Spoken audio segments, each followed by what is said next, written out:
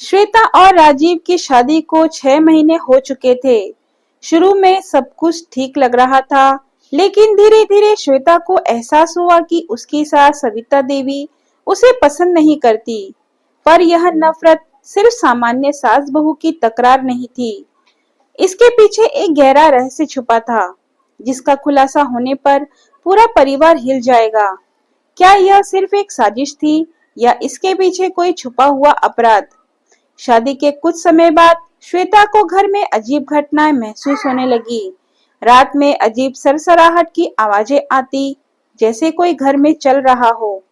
श्वेता के कमरे की चीजें अपने आप बदल जाती, जैसे रात में अलमारी बंद रखी हो तो सुबह खुली मिलती। बगीचे में खुदी हुई जमीन के निशान, जैसे कुछ दफनाया गया हो। श्वेता ने राजीव से बात की, लेकिन उसने इसे मात्र वहम कहकर टाल दिया। पर यह वहम नहीं था। एक रात श्वेता अपने कमरे में थी, जब अचानक उसे लगा कि कोई उसे देख रहा है। अचानक छत का पंखा पूरी रफ्तार से चलने लगा और टूटकर ठीक श्वेता के पास गिर गया। अगर वह जरा सा भी आगे होती तो उसकी जान भी जा सकती थी। सविता देवी दौड़कर आई और हे भगवान, ये क्या हो गया कहकर रोने लगी। पर नौकरानी संगीता ने धीरे से कहा, मैडम, ये हादसा नहीं था, किसी ने पंखे की रस्सी काट दी थी।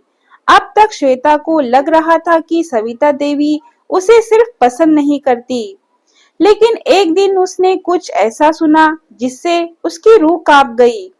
रात के अंधेरे में सविता देवी फोन पर किसी से कह रही थी, हमें उसे भी वैसे ही खत्म करना होगा जैसे पहले वाली को किया था।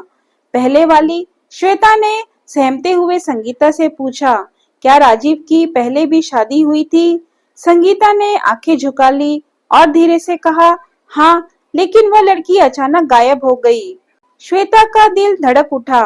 क्या उसकी सास ने उसकी पूर्व बहू को मार डाला था?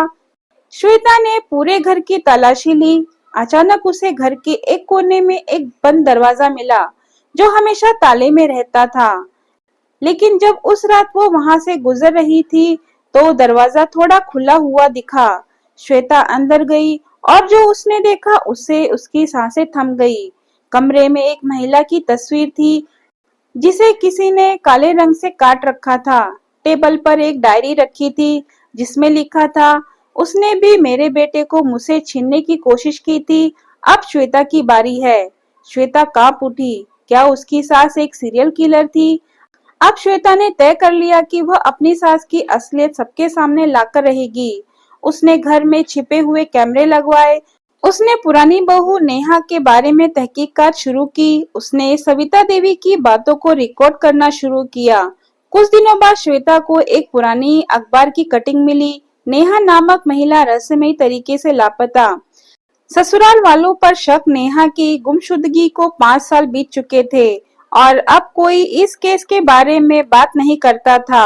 एक रात श्वेता को घर के बगीचे से किसी के खोदने की आवाज सुनाई दी। वह चुपचाप वहां पहुंची और जो देखा उससे उसकी रूह कांप गई। सविता देवी खुदाई कर रही थी और वहां से एक कंकाल निकाल रही थी। श्वेता ने तुरंत कैमरे से तस्वीर ले ली और पुलिस को सूचना दी।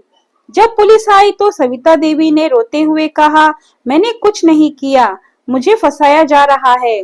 लेकिन पुलिस को खुदाई में एक महिला की खोपड़ी मिली, जो कि नेहा की थी। अब राजीव को भी एहसास हो गया था कि उसकी मां ने पहले उसकी पत्नी की हत्या की थी। सविता देवी को हत्या के आरोप में गिरफ्तार कर लिया गया। राजीव और श्वेता ने एक नई जिंदगी शुरू की, पर कहानी यही खत्म नहीं हुई। सविता देवी के गिरफ्तार होने के कुछ दिनों बाद घर में फिर अजीब घटनाएं होने लगी। रात को किसी के चलने की आवाज आती। श्वेता के कमरे में कोई दरवाजा खटखटाता, लेकिन बाहर कोई नहीं होता। आईने में कभी कभी एक छाया दिखती, जो श्वेता को घूर रही होती। क्या नेहा की आत्मा अब बदला लेने वापस आ चुकी थी, या फिर क्या सविता देवी ने कोई और राज छुपा रखा था? दोस्तों, अगर आपको मेरी वीडियो पसंद आए तो वीडियो को लाइक, शेयर और सब्सक्राइब करना ना भूलें और कमेंट बॉक्स में कमेंट करके जरूर बताएं कि आपको मेरी वीडियो कैसी लगी।